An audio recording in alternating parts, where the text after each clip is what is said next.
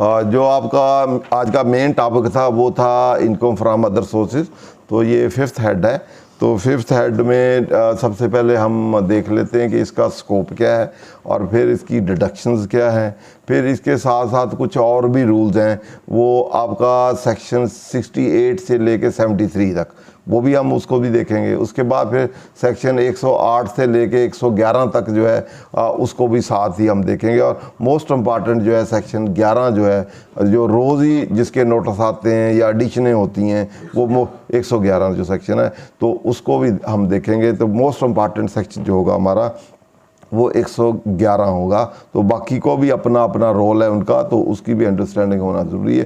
तो सेक्शन 11 से पहले हम जो 39 है इसका हम स्कोप देखते हैं। तो इसमें क्या फ़ॉल करता है और क्या इसमें से फ़ॉल नहीं करता। सबसे पहले तो इसका स्कोप देखें तो हमारे टोटल हेड ऑफ इनकम जिसमें इनकम चार्जेबल होती है, वो पहला हेड है सैलरी, दूसरा है इनकम फ्रॉम प्रॉपर्टी, तीसरा है बिजनेस, चौथा है कैपिटल गेन। तो ये रेजिडुअल हेड है, जो उनमें फॉल नहीं करेगा वो इसमें आएगा। ठीक है, जो इनकम, इसके लिए सबसे पहले इनकम होना ज़रूरी है। जो इनकम होगी, लॉ में कहीं कहा गया है कि ये इनकम है, वो इनकम एक्चुअल भी हो सकती है, वो डीमिंग इनकम भी हो सकती है, या अदरवाइज भी कहीं किसी चीज़ को इनकम कहा गया है। कैपिटल नेचर की हो तो जनरली वो इनकम नहीं होती, लेकिन कहीं अगर कहा गया है कि ये कैपिटल नेचर की रिसीट भी इनकम है तो फिर वो इसमें शामिल होगी। अदरवाइज कैपिटल रिसीट जो है वो इसके स्कोप से बाहर है। इट मीन सबसे पहले जो 5 हेड हमने कहे हैं, अरे ये रेजिडुअल है, जो उनमें नहीं आएगा वो इसमें आएगा। और जहाँ कोई स्पेसिफिकली मेंशन हो, एक स्पेसिफिक लॉ और जनरल लॉ, जहाँ स्पेसिफिकली मेंशन हो कि ये इनकम जो है ये इस हेड में चार्जेबल टू टैक्स होगी, तो फिर वो उसी में हेड होगी, फिर इधर नहीं आएगी। जैसे ऐसे समझ लें कि एक इनकम है इनकम फ्रॉम प्रॉपर्टी। प्रॉपर्टी में एक है कि आपने कोई एडवांस दिया है, किसी एडवांस लिया है अंगेज सेल ऑफ प्रॉपर्टी। तो एडवांस सेल ऑफ प्रॉपर्टी और बाद में वो आपका एग्रीमेंट टू सेल जो है मैच्योर नहीं हुआ, तो वो आपने जब्त कर ली अमाउंट, 4 फीट कर लिए। तो आप 4 फीट अमाउंट जो है वो देखा जाए तो कहाँ टैक्सेशन होगी। ये हो सकता है कि वो रेंटल प्रॉपर्टी है तो वहाँ होगी, अगर वो प्रॉपर्टी या अदर सोर्स में होगी, या वो कह रहे हैं हम वो कैपिटल गेन है जी, तो वो कैपिटल गेन में इनकम फ्रॉम अदर सोर्स होगी। तो अब इसके लिए जनरल रूल क्या है, कैपिटल गेन तो है कैपिटल एसेट हो, उसको बेचें, उसकी कास्ट हो तो डिफरेंशियल आएगा, तो उसमें तो वो फॉल नहीं करता। ठीक है ना, कि आपने तो बेची कोई नहीं, प्रॉपर्टी प्रोसीड भी नहीं आई और कास्ट भी नहीं है, वो तो आपको एक पैसे और आए हैं जो आपने सेल के लिए और बाद में प्रॉपर्टी बिकी नहीं, कैंसिल हो गए और 4 फीट हो गए, तो उसका ना कैपिटल एसेट डिस्पोज हुआ है, ना उसकी कास्ट और जो कैलकुलेशन है मेथडोलॉजी में वो वाल ही नहीं करता, तो इसलिए कैपिटल गेन भी नहीं है। और एक लिहाज से वो कैपिटल गेन कह भी सकते हैं कि वो इंसिडेंटल है, पर्पज आपका कैपिटल गेन ही था कि आप बेचेंगे मंगाएंगे, तो इंसिडेंटल टू मेन है, तो इसलिए उसमें भी आ सकती है, ये भी इंटरप्रिटेशन हो सकती है। दूसरा ये भी दोनों में किसी में निवाल करती थी, अदर सोर्स में ले रेजिडुअल इनकम में आनी चाहिए, तो ये डिफरेंट इंटरप्रिटेशन। अब देख, लेजिस्लेटर ने पुराने लॉ में इस पर बहुत से इंटरप्रिटेशनें होती रही कि कहाँ आना चाहिए, अदर में आना चाहिए, कैपिटल गेन में आना चाहिए या दूसरे में आना। मुख्तलिफ इंटरप्रिटेशन में ये हुआ कि उन्होंने कहा जहाँ वो गेन आता है, क्योंकि ये गेन की नेचर है, जिसका ये इंसिडेंटल है, यहाँ प्रिंसिपल आती है इनकम चार्जेस, उसी हेड में ये आनी चाहिए। लेकिन यहाँ हमारे ऑर्डिनेंस में लेजिस्लेटर ने स्पेसिफिकली एक चीज़ जो है मेंशन कर दी कि ये इनकम फ्रॉम प्रॉपर्टी, तो it means it is income from property. Even though हम कह लें कि इनकम फ्रॉम कैपिटल गेन है या अदर सोर्स है, तो आप उन अदर सोर्स में या उसमें कहीं भी नहीं होगी। जहाँ स्पेसिफिकली किसी चीज़ को डील किया जाए तो वो उसी हेड में फिर वो रहेगी, कोई दूसरे हेड में नहीं आएगी। इसी तरह एक और इशू इसी तरह आया कि गोल्डन हैंड शेयर स्कीम आई कि आप छोड़ दें, अपनी टर्मिनेशन करवा लें और इतने पैसे ले लें, तो क्या वो इनकम फ्रॉम सैलरी है या इनकम फ्रॉम अदर सोर्स है? तो उसकी भी इंटरप्रिटेशन हुई, कोर्ट ने, हाई कोर्ट ने कह दिया जी ये तो इनकम फ्रॉम सोर्स है। तो यहाँ फिर सुप्रीम कोर्ट ने नाम केस में आया, उन्होंने कहा ये तो स्पेसिफिकली इनकम फ्रॉम सैलरी है, क्योंकि इनकम फ्रॉम सैलरी में profit in lieu of salary लिखा हुआ है। कोई टर्मिनेशन होगी या उस पर आपको पैसे लेंगे या अदरवाइज होगा तो वो उसमें आएगी। तो इसलिए स्पेसिफिकल है, स्पेसिफिकली जहाँ लेजिस्लेटर लिख देता है किसी हेड में आना, तो फिर वो उसी हेड में चार्ज होना है, तो उसने किसी और हेड में नहीं होना। तो ये जनरल रूल्स हैं कि जो चीज़ किसी स्पेसिफिक हेड में आती है और उसकी एक्टिविटी में आती है, इसमें बहुत सी चीज़ें आएंगी तो हम देखेंगे कि वो उस हेड में भी आ सकती हैं, इसमें भी आ सकती हैं। जहाँ कहीं उस हेड में नहीं होंगी तो बाकियों में नहीं आएंगी, तो फिर रेजिडुअल आएगा। एक तो बाकियों में होगी स्पेसिफिकली तो इधर नहीं आएगी, दूसरा इसमें इनकम आएंगी, वो बेशक एक्चुअल हो या वो आपकी डीमिंग हो, लेकिन जो कैपिटल नेचर की होंगी वो इसमें नहीं आएंगी अनलेस एंटल वो कहीं स्पेसिफाई होंगे। कैपिटल रिसीट भी जैसे सेक्शन 11 में कि आपने एक परचेज की प्रॉपर्टी, तो लेकिन वो आपने उसके नेचर सोर्स नहीं बताया, तो वो प्रॉपर्टी है, कैपिटल पेमेंट है, लेकिन आपने बताया नहीं है, तो वो ऐड होगी, तो वो ऐड फिर इसमें होगी, दूसरे हेडों में नहीं होगी। तो इसलिए कैपिटल नेचर की जो रिसीट्स हैं जो अदरवाइज इनकम नहीं भी है, जैसे लोन आपने अदर देन क्रॉस चेक दिया है, नहीं भी है वो इनकम, तो फिर भी अगर अदरवाइज लिया है आपने लोन, वो इनकम ट्रीट हो जाएगी, वो कैपिटल नेचर की है। लेकिन क्योंकि लेजिस्लेटर ने लिख दिया कि ये होगी, तो कैपिटल रिसीट के लिए ये होना ज़रूरी है उसको इनकम बनाने के लिए कि लेजिस्लेटर ने उसको कहा हो थ्रू डीमिंग प्रोविजन या अदरवाइज कि ये इनकम है, तो फिर इसमें ऐड होगी। जनरल रूल के तहत कोई भी कैपिटल गेन अदर देन वो जो है कैपिटल रिसीट जो है जो या कैपिटल पेमेंट्स हैं वो इनकम नहीं बनेगी और इस हेड में नहीं आएंगी। तो अब हम इसमें देख लेते हैं कि उसमें क्या लिखा हुआ है और उसमें कौन कौन सी कुछ इनकम्स उसने जर्नल ली हैं कि ऑल इनकम जो भी पहले हैं उनके अलावा जितनी भी इस हेड में होंगी, और उसके अलावा फिर इंक्लूड करके कुछ को स्पेसिफाई कर दिया कि ये इसमें ही होंगी। तो उसको भी हम देख लेते हैं। income of every kind received by a person in a tax year if it is not included any other head other than income exempt from tax under this ordinance। ये हर हेड में लिखा होता है other than income exempt from, जो exempt होती है वो उस हेड में चार्जेबल, किसी हेड में भी income exempt is not chargeable tax, वो पहले उसको एक्सक्लूड करते हैं, टोटल इनकम को स्पेसिफाई करते हैं, जो एग्जेम्प्ट होगी वो उसमें इंक्लूड नहीं होगी। तो इस तरह वो other than exempt income shall be chargeable tax in that year under the head income from other sources। ये जनरल है कि रेजिडुअल जितनी भी इनकम है जो किसी और हेड में नहीं चार्जेबल टैक्स और या एग्जेम्प्ट है, उनके अलावा जो है वो सारी की सारी जो है इस हेड में होंगी। और साथ ही लिख दिया है कि इंक्लूडिंग द फॉलोइंग नेमली, इसके अलावा इंक्लूडिंग का वर्ड जो होता है ये वर्ड जो है वर्ड ऑफ इनलार्जमेंट होता है। जो भी आपका स्कोप गिवन हो तो मीन जो होता है वो रिस्ट्रिक्टेड होता है कि इसकी जो आप इंटरप्रिटेशन करनी है इसमें जो है यही है एक्चुअल, इसके अलावा नहीं है। बाद बार मीन और इंक्लूड दोनों को भी इंक्लूड कर, वो वर्ड ऑफ एग्जॉस्ट है, एग्जॉस्ट करता है कि इसका मीनिंग यही है, लिटरल मीनिंग यही है, इसके अलावा कोई मीनिंग नहीं है। ये जो इंक्लूसिव वर्ड होता है ब्रॉडर इन स्कोप होता है और किसी चीज़ की डेफिनेशन को इनलार्ज करता है, और इसको हम डीमिंग भी कहते हैं। थ्रू लेजिस्लेटर के पास पावर होती हैं कि किसी वर्ड को भी, किसी वर्ड के जो मीनिंग नहीं भी हैं वो उसको वो मीनिंग असाइन कर सकता है, या जो फैक्ट एग्जिस्ट नहीं करते उसको भी एज्यूम कर सकता है ये फैक्ट एग्जिस्ट कर सकते हैं। या इसी तरह वो नॉन हैपनिंग या हैपनिंग ऑफ, जो नॉन हैपनिंग ऑफ इवेंट है उसको कह सकता है ये हैपन हुए हैं, या जो हैपन हुए हैं उसको कहता है ये हैपन नहीं हो सके। तो ये लेजिस्लेटर के बाद डीमिंग की प्रोविजन होती हैं। तो ये भी डिवाइस ऑफ डीमिंग है इंक्लूडिंग उनके, इट मीन जो भी एवरी काइंड ऑफ है, इसके अलावा ये भी इसमें इंक्लूड होंगे जो हैं उसमें अदर देन वो जो मैं पहले डिस्क्राइब किए वो रूल, उसके मुताबिक जो अदर देन 4 हेड हैं उसके अलावा सारे शामिल होंगे इसमें, इसके अलावा एग्जेम्प्ट नहीं होंगे। और ये उसमें और इंक्लूड्स हैं, उसमें सबसे पहले है डिविडेंड। तो इसमें डिविडेंड इनकम है, रॉयल्टी है, प्रॉफिट ऑन डेट है। और डिविडेंड को फर्दर स्कोप देखना हो तो डिविडेंड की डेफिनेशन है सेक्शन 219 में, उसमें फर्दर दिया है कि डिविडेंड क्या है। तो डिविडेंड उसमें एक जर्नल ये है कि आप प्राइवेट कंपनी अगर लोन भी दे दे तो वो भी deem to be as a dividend होगा, अगर लोन अपने डायरेक्टर को या उनको दे दे तो ट्रीट कर लिया जाएगा डिविडेंड है। वैसे डिस्ट्रीब्यूशन ऑफ प्रॉफिट होता है, तो प्रॉफिट की डिस्ट्रीब्यूशन है वो लिक्विडेशन पे है, ड्यूरिंग द ईयर है। डिविडेंड के डिफरेंट फॉर्म है, कैश डिविडेंड है, इन काइंड है, बोनस है, बहुत सी चीज़ें हैं।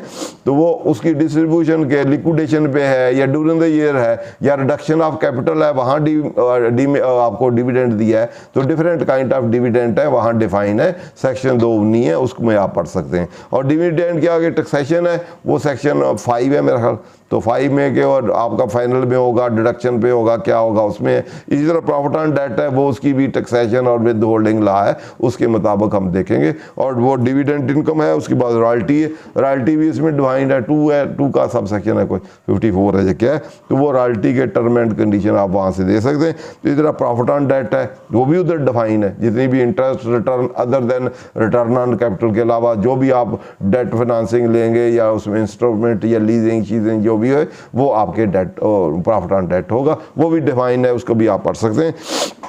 इसके बाद additional payment on delay refund under any tax law, अगर रिफंड इन टाइम नहीं दिया, एडिशनल उसमें पेमेंट को कंपनसेशन दिया है, तो वो भी इस हेड में चार्जेबल टैक्स होगा। इसके अलावा है आपका ग्राउंड रेंट। ग्राउंड रेंट, आप ग्राउंड रेंट देखें तो प्रॉपर्टी का रेंट जो है वो वहाँ चार्जेबल टैक्स है, लेकिन सिर्फ प्लेन लैंड है, वहाँ प्रॉपर्टी की डेफिनेशन में बिल्डिंग आती है कि बिल्डिंग भी हो, चारदीवारी हो, स्विमिंग पूल हो या इस तरह की चीज़ें। सिर्फ ग्राउंड रेंट है, सिर्फ लैंड है, तो उसके लिए उन्होंने कहा उसका अगर ग्राउंड रेंट आपने रेंट दिया हुआ है तो वो इस हेड में चार्जेबल टैक्स होगी। इस तरह rent from the sub lease of land and building, वहाँ मेन लीज है। सवाल पूछ लूँ, जो ग्राउंड रेंट की हम बात करते हैं, जब विदहोल्डिंग की बात होगी वो तो 155 में उसकी विदहोल्डिंग होगी, अगर कोई विदहोल्डिंग एजेंट उसको लेके यूज कर रहा है, तो वो फिर 155 की जो विदहोल्डिंग है वो मेरे इसके साथ, मैं अभी बताने लगा, आगे आपका आंसर आगे इसी में आ जाएगा, ठीक है। इसमें आगे आएंगे ना, फर्नीचर फिक्चर आएगा, उसकी विदहोल्डिंग उसमें हो रही है, तो वो टैक्सेशन इधर होगी। वहाँ सेक्शन 50 में देखें तो वहाँ से एक्सक्लूड किया हुआ है। वहाँ इनकम जो विद होल्डिंग है वो रेंट पे भी होती है, फर्नीचर फिक्सचर पे भी होती है, और फैसिलिटी जो है उस पर भी होती है। लेकिन सेक्शन अगर आप उसको देखें 15 में, उसमें कहा हुआ है कि वो that will B charge tax under income from other sources. वहाँ से सेक्शन 15 में से इनको निकाल के कहा हुआ है कि हैं ये बेशक इवन दो यूटिलिटी एमनेस्टी ये वो इसका पार्ट है फर्नीचर वर्नीचर, लेकिन इसकी टैक्सेशन कहाँ होगी, इनकम फ्रॉम अदर सोर्सेज होगी। तो यहाँ जहाँ वो स्पेसिफिकली वहाँ मेंशन है वो पहले है, ये रेजिडुअल है, जो उसमें चार्ज नहीं होगी। पहले मैंने कहा रूल पहले बता दिया कि जो उसमें चार्जेबल हो गया वो इधर नहीं आना, जो उधर चार्ज नहीं होगा उसने इधर आना है। अब उसमें से कोई एक्सक्लूडेड है, वहाँ फर्नीचर वेक्चर का रेंट आप लेते हैं तो वहाँ से एक्सक्लूडेड है, वो रेंट प्रॉपर्टी नहीं बनती, तो वो फिर इधर आएगा। अगर हम कहें ग्राउंड रेंट है, लैंड है, तो वहाँ लिखा हुआ है लैंड और बिल्डिंग, पहले होता था लैंड एंड बिल्डिंग पुराने दौर में, ठीक है जी। अब अगर कोई कहे जी लैंड मैंने दी है, तो लैंड जो है एक रॉ लैंड है, एक डेवलप्ड लैंड है, एक स्विमिंग पूल है, रोड है, ये वो, तो लैंड के में भी फिर वो बिल्डिंग बन जाती है। तो अब अगर उस वहाँ चार्ज हो गया है या इम्बिग्विटी भी आ गई है, तो वहाँ चार्ज हो गया तो फिर इसमें चार्ज नहीं होगा। अगर उधर चार्ज नहीं हुआ तो यह चार्जेबल नहीं है, क्योंकि वो बिल्डिंग नहीं है, वो प्रॉपर्टी का जो हम समझ रहे हैं लेजिस्लेटर की इंटेंशन है वो उस तरह नहीं है। तो इसलिए ग्राउंड रेंट यहाँ उन्होंने लिख दिया कि ग्राउंड रेंट, ये पुराने लॉ में भी इधर ही था, पुराने लॉ में वहाँ प्रॉपर्टी जो समझी जाती थी रेंटल, वो प्रॉपर्टी बिल्डिंग का मेन कंसेप्ट था और लैंड उसकी इंसिडेंटल थी। तो यहाँ जहाँ प्लेन लैंड है, अब जिस तरह आपका एग्रीकल्चर लैंड है वो आप दें किराए पे या अदरवाइज दें, नॉन डेवलप्ड दें, तो लैंड का वो ग्राउंड रेंट यूजुअली वो कंसीडर होता है, वो प्रॉपर्टी नहीं होती। लेकिन वहाँ अगर टैक्स वो कर दे चार्ज के यहाँ है लैंड, क्योंकि रेंट ऑफ लैंड यहाँ वर्ड और बिल्डिंग लिखा हुआ है, तो उसमें चार्ज करना, अगर उस उधर हो जाएगा फिर इधर नहीं होगा, ठीक है ना। पहला रूल ये है कि जो स्पेसिफिकली या एक्सप्रेसली किसी 4 हेड में चार्ज है या वहाँ चार्जेबल होते हैं तो फिर इसमें नहीं आएंगे, रेजिडुअल होंगे तो यहाँ आएंगे। क्लियर जी।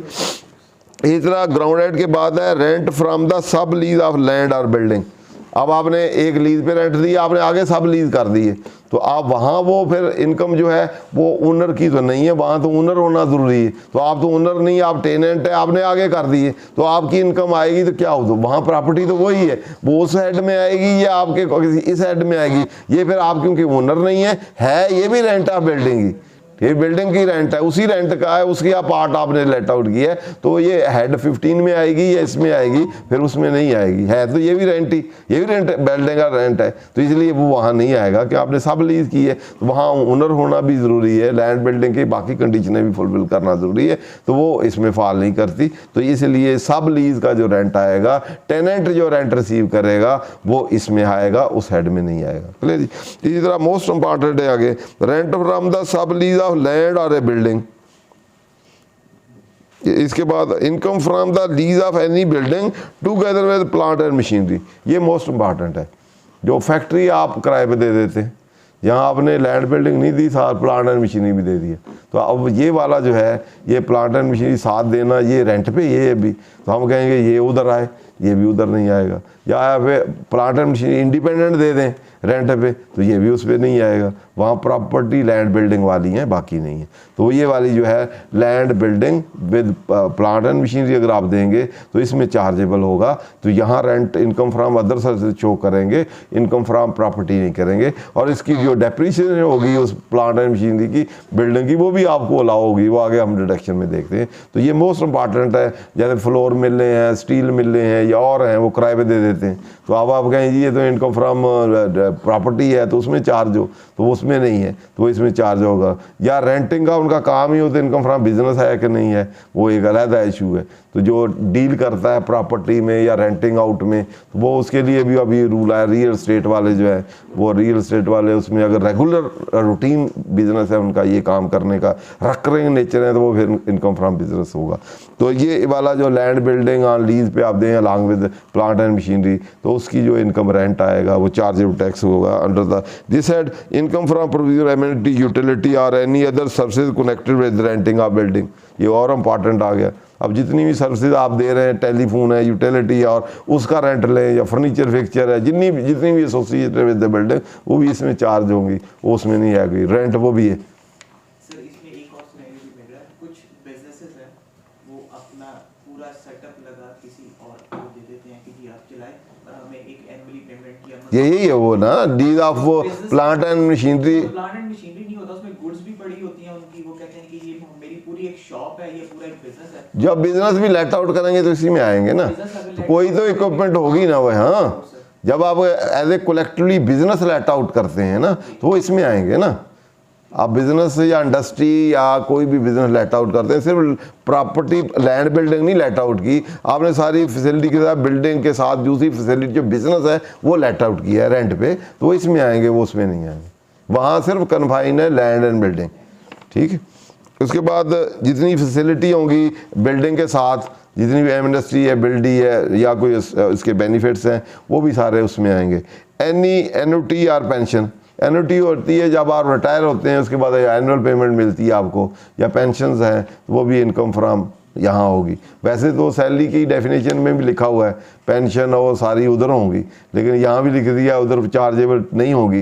जब रिटायर हो गए, आप एम्प्लाई होते हैं तो सैलरी होती है, जब आप एम्प्लाई ख़त्म हो गए तो आप सैलरी तो है नहीं, तो उसके बाद जो पेंशन मिलेगी वो फिर इधर एन्युटी या वो होगी, इधर होगी। जब आप एम्प्लाई हैं, ड्यूरिंग एम्प्लॉयमेंट ही आपको पेंशन या एन्युटी मिलती है, तो वो फिर उस सैलरी का पार्ट होगी, उसमें जाएगी, आप इसमें नहीं हो। ठीक है जी, इसको दोबारा एलैबोरेट कीजिएगा। जब भी सरकारी मुलाजिम रिटायर होते हैं उसके बाद एम्प्लॉय तो नहीं रहते। हाँ, तो उसके बाद वो एनी एन्युटी और पेंशन लिखा, एनी लिखा हुआ है इसमें। अगर वो कहे जी मैं तो, फिर आगे है कि यहाँ रेट ज़्यादा लगता है या वहाँ ज़्यादा लगता है, तो आप कह लें जी ये तो सैलरी का पार्ट है, तो मैं सैलरी में डिक्लेयर करता हूँ। ठीक है ना, आपकी जो वो है इनकम फ्रॉम अदर सोर्स की रिटर्न है, उसमें भी एन्युटी पेंशन लिखा हुआ है, तो वहाँ आप एग्जम्पशन में और उसमें लिख सकते हैं। चाहे तो आप सैलरी का पार्ट बना के उधर लो रेट है, तो आप कहें जी ये तो सैलरी क्योंकि बाद में मिले या पहले मिले, ये तो रहेगी सैलरी, क्योंकि उस एम्प्लॉयमेंट की वजह से मिल रही, ना वो एम्प्लॉयमेंट होती तो ना ये मिलती इसकी, इसलिए ये कनेक्टेड इंसिडेंटल टू दैट है, तो इसलिए ये सैलरी है। जब लेजिस्लेटर ने स्पेसिफिकली लिख दिया कि pension annuity part of salary, या सैलरी का ही डेफिनेशन है, तो इसलिए सैलरी होगी। ठीक है, वैसे पेंशन या एन्युटी एग्जम्प्ट होती हैं, तो इसीलिए इतना क्वेश्चन राइज नहीं होता, उधर लिख लें या इधर लिख लें, लिखना आपने एग्जम्पशन में ही है। अनलेस एंड दो पेंशनें आ जाएं, एक प्रीवियस वाले से हो, एक नए से, आप नई जॉब कर रहे हैं, सब्जेक्ट टू दोज कंडीशन है, तो उसमें फिर आपको वो टैक्सेबल होती हैं। क्लियर जी? पेंशन में सिर्फ गवर्नमेंट पेंशन एग्जम्प्ट है, और वो भी पाकिस्तान से नहीं, और भी हैं जो आप प्रीवियस एम्प्लॉयर से ले रहे हैं, नई नौकरी ना कर रहे हैं, वो भी एग्जम्प्ट है। आगे फिर देख लेंगे उसको, सेकंड शेड्यूल में है वो, आप जो एग्जम्प्ट है हम उनकी बात करेंगे, जो नहीं है तो फिर टैक्स दें उस पर। ठीक है, सैलरी में दें या यहाँ लगा के दें, टोटल हेड में ही ऐड होगा ना। अगर उधर लिखेंगे फिर भी टोटल टैक्सेबल में आ जाएगा, इधर लिखेंगे फिर भी टैक्सेबल इनकम में आ जाएगा। टैक्सेबल इनकम पे फ़र्क नहीं पड़ेगा, वो वही रहेगी ऑनवर्ड फिर टैक्सेशन कैलकुलेट। उसके बाद ये है प्राइस बॉन्ड है, विनिंग फ्रॉम रेफल है, लॉटरी है, प्राइस ऑन विनिंग है, क्विज है, प्राइज है offered by company for promotion of sale और क्रॉस वर्ड पजल्स। ये जितने भी आप गए, जितनी भी स्पेकुलेशन या अदरवाइज प्राइस बॉन्ड शॉन्ड के जो आपको इनाम शनाम निकलते हैं, लॉटरी शाटरी, ये वाले भी सब्जेक्ट टू, जिसपे विद होल्डिंग भी है, वो चार्जेबल टैक्स इससे फाइनल डिस्चार्ज होंगी तो निकल जाएंगी, अदरवाइज कहीं टैक्सेबल रह जाएंगे तो वो फिर इनकम फ्रॉम अदर सोर्स का हेड। Any other amount received or compensation for provision, use, exploitation of property including from grant of right to explore or exploit nature resources। जैसे माइनिंग शेयरिंग होती हैं, वहाँ आप रेंट आउट कर देते हैं कि जी आप रेंट पे ये ले लें और इसमें से एक्सप्लोरेशन करें, ये वो, उसका कोई रेंट इस तरह की फैसिलिटी या कोई चीज़ होगी। वैसे तो उसके लिए स्पेशल रूल्स हैं, वो स्पेशल उसके तहत टैक्सेशन होगी, लेकिन वो कोई उसकी इंसिडेंटल या कोई चीज़ें होंगी तो उसकी ये वाली जो है अदर सोर्स में भी आ सकती हैं। इधर fair market value of any benefit whether convertible to money or not receive in connection with the provisions use or exploitation of property। इस तरह को उसके राइट यूज़ हैं या यूज़ ऑफ राइट है, उसके इंसिडेंटल कोई भी चीज़ें हैं तो वो भी आपकी इसी में आएंगी। इसमें any amount received by a person consideration for vacating the possession of building. आप रेंट पे लिया हुआ है, उसके बाद वो कहता है जी आप छोड़ दें, आप कहते हैं जी इतने पैसे दें फिर छोड़ूंगा, तो वो उस सिचुएशन में फिर वो उसकी टैक्सेशन, वो इनकम फ्रॉम अदर सोर्स में वो अमाउंट जो आपको मिली है, part thereof reduce by any amount paid by the person to acquire a possession of such building और पार्ट देयर ऑफ। तो उसमें अगर आपको पोजेशन वकेट करने के लिए कोई अमाउंट आप कंसीडरेशन मिलती है तो इस हेड में होगी, लेकिन जब आपने पोजेशन लिया था रेंट पे उस वक्त आपने कोई दी थी पहले वाले को तो वो उसमें से लेस हो जाएगी। और दूसरा इसकी टैक्सेशन ओवर ए 10 ईयर होगी, इसका 1/10 इसमें हो जाएगी और 9/10 बाकी सालों में होती रहेगी।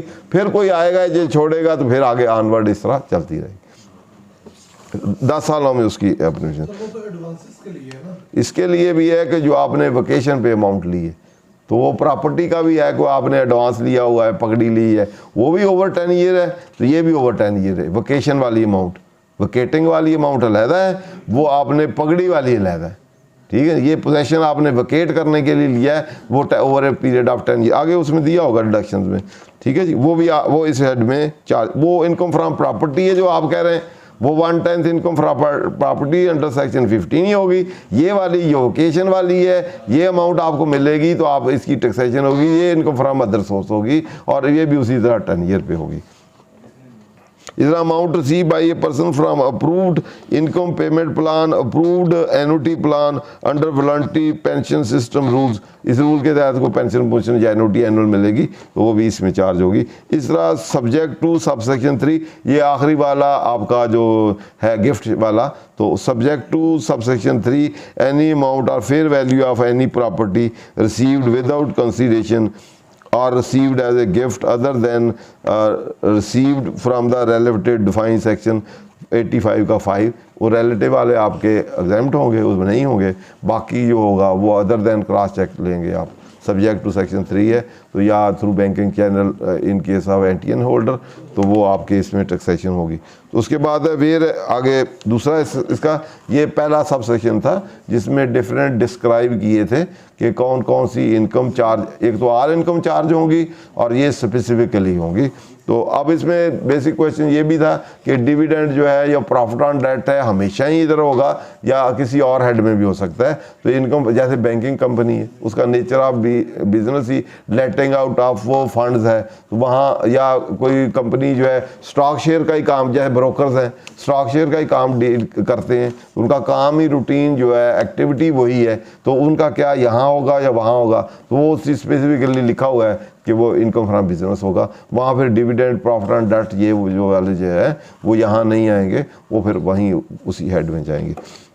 Where a person receive amount refer to in के वाला जो है वही वाला जो आपकी कंसीडर वेकेटिंग ऑफिस, इसको उन्होंने कहा है ओवर ए पीरियड ऑफ, बाकी 10 ईयर में आप एलोकेट 110 इधर हो जाएगा, बाकी 19 आर्मवर्ड उधर चलते जाएँ। सब्जेक्ट टू सबसेक्शन 1(3) वाला वो लोन वाला ही है। Amount received as a loan advanced deposit for issuance of share or gift by a person in a tax year from another person not being a banking company, financial institution other than cross check drawn on a bank or through a banking channel from the person holding NTN number shall be treated as income chargeable tax under the head income from other sources for the tax year in which it was received। तो आगे भी हमने interpret किया हुआ है वही वाला। Subsection 3 shell not apply in advance receive for sale of goods and supply of services. जो एडवांस आप अंगेज शेयर लेते हैं वो अदर देन क्रॉस चेक लेंगे या किसी से लेंगे नॉन NTN होल्डर से, वो डीम्ड इनकम होगी। लेकिन ये वाला सेक्शन जो है ये अप्लीकेबल नहीं होगा आगे। एडवांसेज फ्रॉम कस्टमर आप लेते हैं, अंगेज सेल ऑफ गुड्स या सर्विसेज वो लेते हैं, तो वो उसके लिए क्रॉस चेक की ज़रूरत नहीं, वो आप कैश भी ले सकते हैं। जब कैश लेते हैं तो उसके मुताबिक आपकी होगी। लेकिन वो सेल टैक्स में 73 ये वो कंप्लाइंस अपनी जगह पे, ये आपका इसके लिए इनकम ट्रीट होने से वो यहाँ वाला जो है वो नहीं तो अदरवाइज डीमिंग इनकम ट्रीट हो जाएगी। ये है आगे where any profit derived from investment, national savings certificate including defense savings paid to a person in arrear or amount received includes profit chargeable tax in the tax year or year preceding tax year in which it is received and as a result a person is chargeable tax higher rate. तो ये दोनों को collective पढ़ें तो इसका मकसद ये है कि अगर आप हर साल के अपने रेट्स होते हैं, जैसे पेंशन है वो पिछले सालों की वजह से मिली है, इस तरह ये आपके प्रॉफिट्स हैं तो पिछले सालों की वजह से मिल रहे हैं। इस साल अगर आपका हायर रेट है तो आप ऑप्शन ले सकते हैं कि मैं जिस साल का था उस साल के मुताबिक डिस्ट्रीब्यूट करके उसके मुताबिक दे सकता हूँ। या कई जगह पे सर्कुलर भी है कि आप एवरेज आप लास्ट 3 ईयर कर सकते हैं, तो पिछले सालों का 3 ईयर कर दें या हर ईयर में कर लें। तो आगे भी एक सेक्शन इसी तरह का है जो हम पढ़ेंगे। तो जहाँ कोई बेसिकली ये कंसेप्ट जो है अक्रूवल को प्रमोट करता है कि हर जिस साल की इनकम है उस साल में टैक्सेज होनी चाहिए, क्योंकि वो साल में नहीं हुई मिला इकट्ठा आपको इस साल है 3 सालों का, तो इस साल के रेट लगने चाहिए पिछले के या पहले साल के। तो उन्होंने उसमें कहा है कि जो आपका हायर रेट से जो लोअर रेट है फिर हर साल में डिवाइड कर दें या एवरेज कर लें लास्ट 3 ईयर का, तो उसके मुताबिक उसकी टैक्सेशन कर लें। Election of subsection 4A shall be made by the due date for furnishing of a personal return for the tax year in which amount was received or by such later date as commissioner may allow by an order। तो इसके लिए आप option देनी होगी कि मैंने उसी पे देना है करंट ईयर वाले पे ही या पिछले पे या एवरेज पे या दो, तो वो रिटर्न के साथ दे दें या कमिश्नर आपको जैसे अलाउ करे उसके मुताबिक। दिस शैल आखिरी मोस्ट इम्पॉर्टेंट है, ये मोस्ट इम्पॉर्टेंट जो आपने पहले भी इसको पढ़ा है तो या इंटरप्रेट किया था। Section shall not apply to any amount received by a person in a tax year that is chargeable tax under any head of income. दूसरे हेड ऑफ इनकम में जो होगी वो इसमें चार्जेबल टू टैक्स नहीं है। और बहुत subject to tax under section 5AA 7 और 7B। इट मीन जो किसी और हेड में चार्जेबल होगी वो इसमें नहीं होगी। दूसरा फाइनल डिस्चार्ज वाली जितनी भी हैं वो इसमें चार्जेबल नहीं। 5A है 7 है 7B, तो फाइनल डिस्चार्ज वाली इस हेड में से ही एक्सक्लूड कर देंगे कि इस हेड में ही चार्ज नहीं होगी। उसके लिए आप टोटल देंगे, एग्जाम्ड और फाइनल होंगे फिर नॉर्मल होगा, वो उसमें आ जाएंगी, तो यहाँ इसमें हेड नहीं आएंगी। इसके बाद डिडक्शंस हैं तो पढ़ लें या टाइम हो गया। डिडक्शन है जितने भी आपके इसके एक्सपेंडिचर हैं वो कैपिटल नेचर के ना हो, पर्सनल नेचर के ना हो। जो आपकी लीजिंग आउट ऑफ फैक्ट्री है उसमें डेप्रिसिएशन वगैरह है। बाकी इंटरेस्ट को अगर को बारो आपने किया हुआ है तो उसकी जो इंटरेस्ट आपने देना है वो प्रॉफिट ऑन डेट वो उसमें से होगा। इस तरह के दूसरे एक्सपेंडिचर बाकी इसी तरह जो 21 में एप्लीकेबिलिटी हैं वो भी इधर एप्लीकेबल होंगी। तो ये है इसका। तो सेक्शन 111 जो है वो हम अगले सेशन में करेंगे क्योंकि मोस्ट इम्पॉर्टेंट है, तो इसकी वर्किंग में आना भी ज़रूरी है। तो अगर हमने देखना है तो इसमें 68 से 73 तक हम देख लेते हैं। तो वो 2 सवाल है पहले के अंदर जी सर। एक ये कि जो रिलेटिव कहा गया सेक्शन 85(5) का रेफरेंस से जिनसे आपने वो रिलेटिव कौन कौन से हैं उनमें चचा मामू फूफी खाला वगैरह आते हैं कि नहीं आते? पहले उसको पढ़ लेते हैं 85 क्या है, 85 हाँ 85 का 5 पढ़े। और सर दूसरा कि क्या उनके अलावा जो लोग हैं उनसे मैं क्रॉस चेक से गिफ्ट ले सकता वैसे इसकी दो इंटरप्रिटेशन है, क्योंकि ये थोड़ा सा एम्बिगुइटी में गया है। डिपार्टमेंट के मुताबिक ये है कि जो रिलेटिव हैं उनसे उनका है ख्याल कि वो रिलेटिव से ही आपका गिफ्ट होगा, तो इनके अलावा होगा तो वो टैक्सेबल होगा। तो उनका ख्याल है कि जो 85 में है उनसे लेंगे तो एग्जेम्प्ट होगा या नॉन टैक्सेबल होगा, उसके अलावा आप जो भी लेंगे वो टैक्सेबल होगा। और दूसरी कंडीशन ये है कि हर जो दिया जाएगा वो क्रॉस चेक होगा, ये तो उनकी है। तो हमारी इंटरप्रिटेशन ये है, क्योंकि इसमें लिखा हुआ था सब्जेक्ट टू सबसेक्शन 3, तो इट मीन्स ये सबसर्विएंट उसका है, तो उसमें यह है कि जो आप अदरवाइज क्रॉस चेक लेंगे तो उसमें वो अप्लीकेबल है। आगे लिखा हुआ था एक्सक्लूडिंग के gift taken from, it means इस हेड में से ही गिफ्ट फ्राम रिलेटिव एक्सक्लूड कर दिया गया, उसके लिए ना ये हेड अप्लीकेबल है और ना ही इसमें सबसेक्शन 3 अप्लीकेबल है, क्योंकि इसमें सारे में से एक्सक्लूड कर दिया है कि वो इस हेड में ही शामिल नहीं होगा जो रिलेटिव से गिफ्ट होगा। तो बेसिक शरिया के मुताबिक भी जो गिफ्ट है रिलेटिव से लिया जाए, और उसके लिए बेसिक 3 कंडीशन है कि वो वॉलंटरी गिफ्ट जो डोनर है वो दे, दूसरा एक्सेप्ट करे और पोजेसन डिलीवर हो, और उसके अलावा कोई कंडीशन जो है अगर होगी तो वो अनअसलामत होगी। तो इसलिए उस पॉइंट ऑफ व्यू से इंटरप्रेट करें तो ये है कि ये ला के उस हेड में आता ही नहीं इनकम फ्रॉम अदर, और कैपिटल नेचर की सीट है और वो कंडीशनें फुलफिल है तो इनकम है ही नहीं, उसमें क्रॉस चेक की भी अप्लीकेबिलिटी की ज़रूरत नहीं है। तो अब ये है कि 85 को पढ़ें, उसमें ये रिलेटिव क्या है। तो रिलेटिव में उसने in this section relative in relation to individual, अगर एक इंडिविजुअल है तो उसके रिलेटिव से कंपनी और एओपी में तो रिलेटिव हो नहीं सकते, तो इसलिए उन्होंने कहा इसमें इंडिविजुअल के रिलेशन से मींस एन अनसिस्टर डिसेंडेंट, असिस्टर और डिसेंडेंट।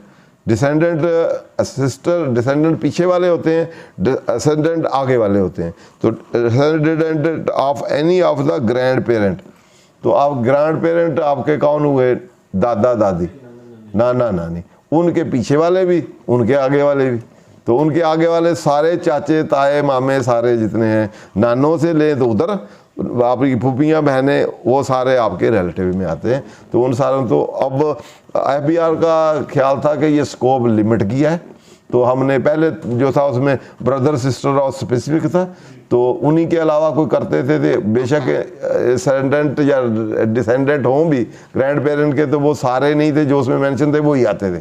तो अब मेरे ख्याल में जब रिलेटिव है तो अब नाना नानी और दादा दादी इनके असेंडेंट जो इतने भी हैं और डिसेंडेंट जितने पिछले भी और अगले भी जो हैं उनको आप गिफ्ट देंगे तो वो फिर रिलेटिव गिफ्ट ट्रीट होगा। उसके बाद मोस्ट इम्पॉर्टेंट आगे है इंडिविजुअल के, वो आर के बाद है ग्रैंड पेरेंट, और एक तो ये क्लास होगी कि जो आपका ग्रैंड पेरेंट है दादा दादी नाना नानी उनके डिसेंडेंट और असेंडेंट जितने हैं सारे आपके रिलेटिव, और एन अडॉप्टेड चाइल्ड, ये इंडिपेंडेंट है कि अडॉप्टेड चाइल्ड जो है वो भी आपका रिलेटिव समझा जाएगा, ऑफ एन इंडिविजुअल और ए स्पाउस ऑफ इंडिविजुअल, और इन सारों की स्पाउस जो है वो भी स्पाउस ऑफ जो इंडिविजुअल है जिसके रेफरेंस ये था वो उसकी जो है स्पाउस जो है बीवी है जो वो भी उसमें, या अदरवाइज उसका हस्बैंड है वो भी उसमें कंसीडर होगा कि रिलेटिव है। मोस्ट इम्पॉर्टेंट अगला है उसके बाद, और ए स्पाउस ऑफ इंडिविजुअल और of the person specified in class ए, तो क्लास ए में तो अडॉप्टेड चाइल्ड है उसकी स्पाउस है वो भी, और उसके बाद वो इंडिविजुअल की स्पाउस है वो भी, और अब नाना नानी दादा दादी के असेंडेंट डिसेंडेंट है उनकी स्पाउस जो है वो भी। तो इसलिए वो ये वाला इसकी इंटरप्रिटेशन है। तो इसके अलावा बाकी डिसेंडेंट असेंडेंट ग्रैंड पेरेंट बाकी आप रिलेटिव दे सकते हैं। क्या है मेरे ख्याल में, मेरी ओपिनियन जो है वो जो इंटरप्रेट किया है जो प्लेन रीडिंग है उससे ये बनती है। Thank you very much. Section 68 से अगर ऑनवर्ड हमारे पास 10 मिनट है अभी, अगर हमने करने हैं तो 111 फिर रह जाएगा हमारा। ठीक है, 168 से लेके हमने 73 का तक करने हैं, मोस्ट इम्पॉर्टेंट है। तो एक हमने करने 108 से लेके फिर 111 तक। वो जब अगले सेक्टर में 111 शुरू करेंगे तो वो 108 से वो जो है आपकी अवॉइडेंस स्कीम जो है, टैक्स अवॉइडेंस स्कीम जो है वो वाली उसमें है, तो उसके बेसिस चीज़ें देख लेंगे। तो अब हम देख सकते हैं कि 68 इनकम फ्रॉम जॉइंट ओनर, ये basically in relation to property है। जो प्रॉपर्टी जॉइंट ओनर की है, दो या दो से ज़्यादा बंदों की जॉइंट है, अगर उसमें उसका डेफिनेट और असर्टेनेबल शेयर है दोनों का, कि ए बी दो है, दो पार्टनर है उसमें, जॉइंट ओनरशिप है, तो उसमें दोनों का डेफिनेट शेयर हो गए, इसकी इतने % है, ये वाली है, या और असर्टेन या डेफिनेट हो कि इतने % आधी आधी है, या इसका 3/4 है, इसका 1/4 है। इस तरह जो डीड, रजिस्टर्ड डीड है, अगर उसमें से डेफिनेट लिखा हुआ है या डेफिनेट नहीं है, सर्टेनेबल है, निकाला जा सकता है, तो उस सिचुएशन में वो एज ए इंडिविजुअल जो उसकी इनकम फ्रॉम प्रॉपर्टी होगी उसमें उसकी टैक्सेशन होगी। अगर जहाँ डेफिनेट नहीं है और सर्टेनेबल नहीं है तो उसमें वो jointly as a AOP assess होंगे। ठीक है जी, उसमें फिर income from property as a individual में शेयर नहीं जाएगा, फिर क्या होगा, दोनों को एज ए AOP ट्रीट कर लिया जाएगा, और दोनों की AOP पे क्योंकि अकुमुलेटेड होगा तो रेट जो है डिडक्शन विद होल्डिंग के, अदरवाइज वो अकुमुलेट हायर स्लैब वाले लगेंगे। तो पहला ये अपोर्शनमेंट ऑफ डिडक्शन, तो ये सेक्शन 67 है, तो इसके साथ ही आपका रूल है 13। तो ये पहले भी हमने डिस्कस किया था कि इनकम एक्सपेंडिचर जितने भी है ये अपोर्शन हो सकते हैं। कोई आपकी इनकम एग्जेम्प्ट है, कोई टैक्सेबल है, कोई फाइनल डिस्चार्ज है, तो एक्सपेंडिचर और फिर 5 हेड डिफरेंट है, तो वो डिफरेंट हेड में और डिफरेंट नेचर ऑफ भी हो सकती हैं। एक ही बिजनेस में आपका टेक्सटाइल है, दूसरा है, जॉइंट खर्चे होते हैं, तो उनको अपोर्शनमेंट कैसे करनी है, तो उसके लिए उन्होंने कहा डिडक्शंस हैं, अलाउंसेज हैं, डेप्रिसिएशन है, तो उनकी फिर अपोर्शनमेंट भी आपने करनी। ये ना हो कि एक हेड एग्जाम्प्ट हो तो उसमें कोई एक्सपेंस ही आप चार्ज ना करें, सारे दूसरे टैक्सेबल में लें, टैक्सेबल इनकम कम कर लें। तो इसलिए उन्होंने कहा जी वो जिससे रिलेट करेंगे उसके लिए रोल है। नंबर 1 तो डायरेक्टली एट्रीब्यूटेड है, जो डायरेक्टली एट्रीब्यूटेड एक्सपेंस होंगे वो पोर्शन नहीं होंगे, वो उसी के सेट ऑफ होंगे जिससे वो रेट होंगे। अगर सपोज आपकी एक पेपर इंडस्ट्री, एक टेक्सटाइल है, आप बाहर से वेस्ट पेपर लेके उससे पेपर बनाते हैं, तो वेस्ट पेपर वाला रॉ मटेरियल तो उसी पेपर के अंगेंस्ट सेटअप होगा ना, वो कॉटन वाली के अंगेंस्ट तो नहीं होगा। तो डायरेक्टली एट्रीब्यूटेड, डायरेक्टली कनेक्टेड जो है, और जो डायरेक्टली रिलेटेड है, जो डायरेक्टली उसमें यूज़ होना है, या एक्सपेंस जो डायरेक्टली उसके लिए यूज़ हुआ है तो वो उसी के अंगेंस्ट होगा। जो कॉमनली यूज़ हुआ है सारों के लिए, जॉइंटली एडमिनिस्ट्रेशन काज है, आपने एक चीफ सेक्रेटरी रखा हुआ है, वो सारी इंडस्ट्री को, सारियों को चेक करता है, सारियों को देखता है, तो उसकी सैलरी एक के लिए नहीं, वो फिर सारों को अपॉर्चुनिटी होगी। वो डिफरेंट मेथडोलॉजी हो सकते हैं, प्रोडक्शन हो सकती है, आर्स हो सकते हैं, सेल हो सकती है, स्क्वायर फुट एरिया हो सकता है, और बेसिस बहुत से होते हैं जो मोस्ट अप्रोप्रिएट हो, जो उसकी एलोकेशन को करता हो, तो वो यूज़ करने होते हैं, ताकि कोई अनफेयरनेस ना हो, कोई एक एरिया का प्रॉफिट ओवर अंडर ना हो जाए और दूसरे का अंडर ओवर ना हो जाए, ताकि बैलेंस उसमें रखा जाए। क्लियर। तो ये इसके लिए उन्होंने कहा कि डायरेक्ट एट्रीब्यूटेड है, कुछ कॉमन है, कॉमन वाले एलोकेट होंगे, जो डायरेक्टली इनकर हुए हैं वो अपोर्शनमेंट नहीं होगी, वो हर हेड के अपने अपने होंगे। तो इसलिए ये तो एक बिजनेस है, एक क्लासेस जो आप हेड ऑफ इनकम है, हो सकता है सैलरी के एक्सपेंस हो तो वो सैलरी वाले में जाएंगे, जो इनकम फ्रॉम प्रॉपर्टी वाले हैं उसके अंडर होंगे, इनकम फ्रॉम बिजनेस वाले हैं उसके होंगे, अदर सोर्स कैपिटल गेन के होंगे। अगर वो जॉइंटली कहीं पड़े हुए हैं तो हर एक का अपने अपने जगह पे। अगर प्रॉफिट जनरली तो आपने प्रॉफिट एंड लॉस नेट निकाला हुआ बिजनेस का, उसमें हो सकता है कि प्रॉपर्टी खर्चे भी हों, दूसरे भी हों, वो वहाँ से फिर आप निकाल लेंगे, उस प्रॉफिट को बढ़ा लेंगे, वो रेलेवेंट हेड जो होगा उसमें आप एक्सपेंस को करेंगे। तो ये अपॉर्चुनिटी के रूल के साथ है। 68 है फेयर मार्केट वैल्यू, ये हमने पहले पढ़ लिया था, तो इसमें मेरे हाल दोबारा ज़रूरत नहीं है। उसके बाद रिसीट ऑफ इनकम, तो रिसीट ऑफ इनकम को आप कब समझेंगे कि ये मेरी इनकम है, तो इसके लिए जहां हम अदरवाइज इनकम की डेफिनेशन पढ़ते हैं कि एक्चुअल इनकम है, डीमिंग है, बोनस नहीं है, उसके अलावा तो इसको भी साथ देखें कि किस साल में, किस ईयर में हमने उसको रिकॉग्नाइज करना है, तो उसके क्या पैरामीटर है, क्या इनकम होगी। तो इसके लिए उन्हें for the purpose of this ordinance a person shall be treated as having received an amount benefit और परक्विजिट इफ इट इज़ उस वक्त समझा जाएगा कि उसने बेनिफिट या इनकम या उसको रिसीव किया है। कब? Actually received by the person, receiving उस पर समझी जाएगी जब उसने एक्चुअल रिसीव की। दूसरा, applied on behalf of a person at the instruction of a person और अंडर एनी लॉ, या ऐसे है कि वो इनकम आप जिसकी है उसके बिहाफ पे किसी और ने अप्लाई कर दी हो, आपने इनकम लेनी है, आपने किसी और को कहा है कि ये यार लेके फलां, इसको आपने एजेंट को कहा है ये लेके वहाँ लिखा दें या अप्लाई कर दें या इसे फलां एक्सपेंस पे कर दें, तो जब आपने रिसीव कर ली हो या आपकी डायरेक्शन इंस्ट्रक्शन पे किसी और आपके एजेंट ने या अथोराइज एजेंट या जो भी है, तो रिप्रेजेंटेटिव ने या आप चार्ट अकाउंटेंट को या अपने वकील को कहते आप कलेक्ट करके टैक्स जमा करा दें, तो इसलिए इनकम उसकी हो जाएगी। इसकी अप्लीकेशन इनडायरेक्टली आपके जो भी आपका नॉमिनी है उसने अप्लाई कर दी, तो दैट विल बी ट्रीटेड कि आपने रिसीव कर ली, इवन दो फिजिकली आपने रिसीव नहीं की लेकिन आपके बिहाफ पे रिसीव होके लग गई, अप्लाई हो गई या है उसके पास, आपने उससे लेनी है, तो that will be treated as a income received. उसके बाद है made available to a person, तो जब वो कह दे कि ये ले लो, आप ना लेने जाएं तो आपके लिए अवेल कर दी या आपके बैंक में जमा करा दी, otherwise made available to him, तो वो अब आप आगे से नहीं रिसीव कर रहे या अदर नहीं की या किसी वजह से डिले हुई, जब आपके लिए मेड अवेलेबल है तो वो भी समझ जाएगी कि आपने रिसीट की। इसके बाद रीकॉप ऑफ एक्सपेंडिचर है, ये पुराना सेक्शन 25C होता था, अब भी जो है 34 का 5 है या 3 है जो ट्रेड क्रेडिटर है, अगर विद इन 3 ईयर आप ना दें तो आपकी वो डीम्ड इनकम हो जाएगी, उसके बाद फिर अगले सालों में आप दे दें तो आपको अलाउ हो जाएगा।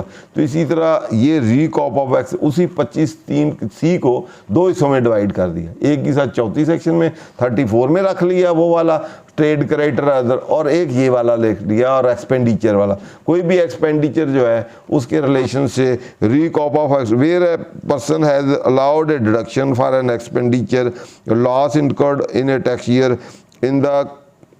in the computation of person chargeable tax under the head income subsequently person has received in cash or kind any amount in respect of such expenditure or loss, the amount so received shall be included in the income chargeable tax under the head income tax year in which it is received।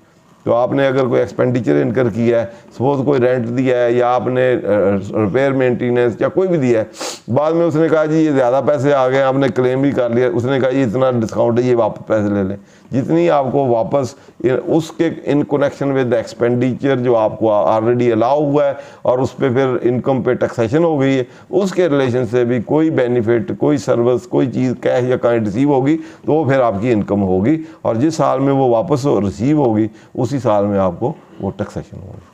Clear?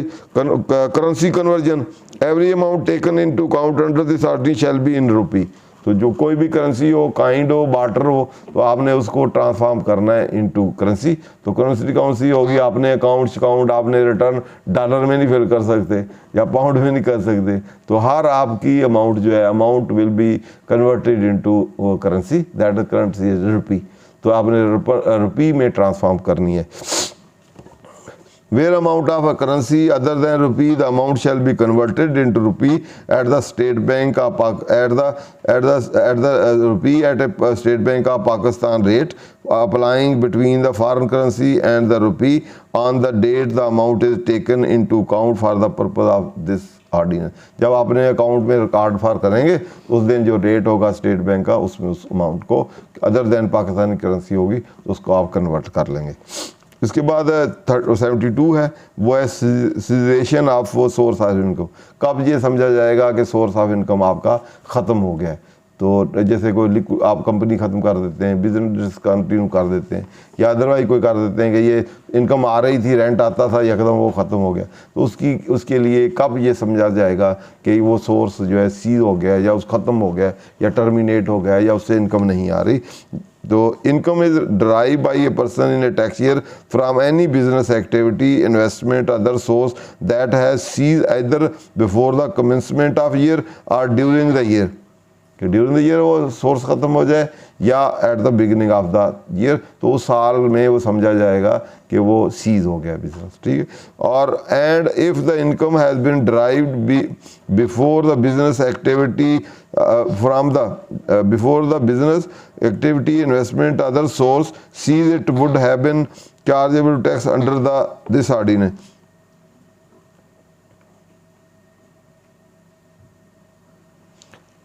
वो ऐसे ही समझा जाएगा, the ordinance shall apply to income on the basis that business activity investment other source had not been cease at the time of income was drive. अगर उसी source से income आ रही है आपकी तो वो ऐसे ही समझा जाएगा, अदरवाइज तो बिजनेस ख़त्म हो गया, लेकिन इनकम पॉइंट ऑफ व्यू से यही समझा जाएगा कि वो बिजनेस आपका चल रहा है, आपकी ये इनकम वहीं से आई है।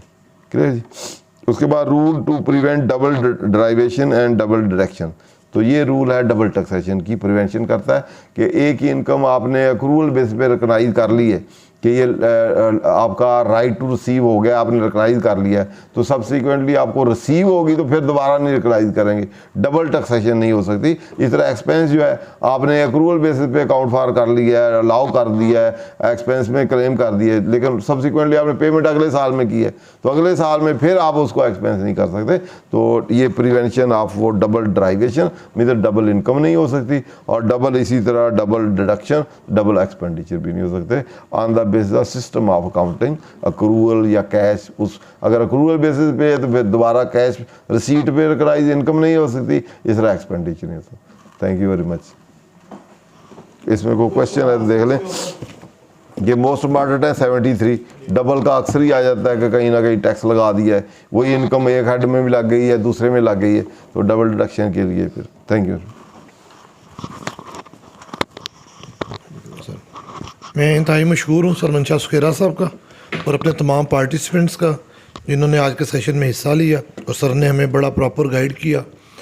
इनकम फ्रॉम अदर सोर्स के हवाले से इंतहाई अहम हेड है और इसको बड़ा केयरफुली देखने की ज़रूरत है ताकि हम अपनी रिटर्न जो है वो अप्रोप्रिएट दुरुस्त तरीके से बना सकें। तो अगले सेशन में इंशाल्लाह सेक्शन 111 के हवाले से और उससे जो रेलिवेंट सेक्शंस हैं उस पर इंशाल्लाह बात करेंगे। तब तक के लिए बहुत शुक्रिया।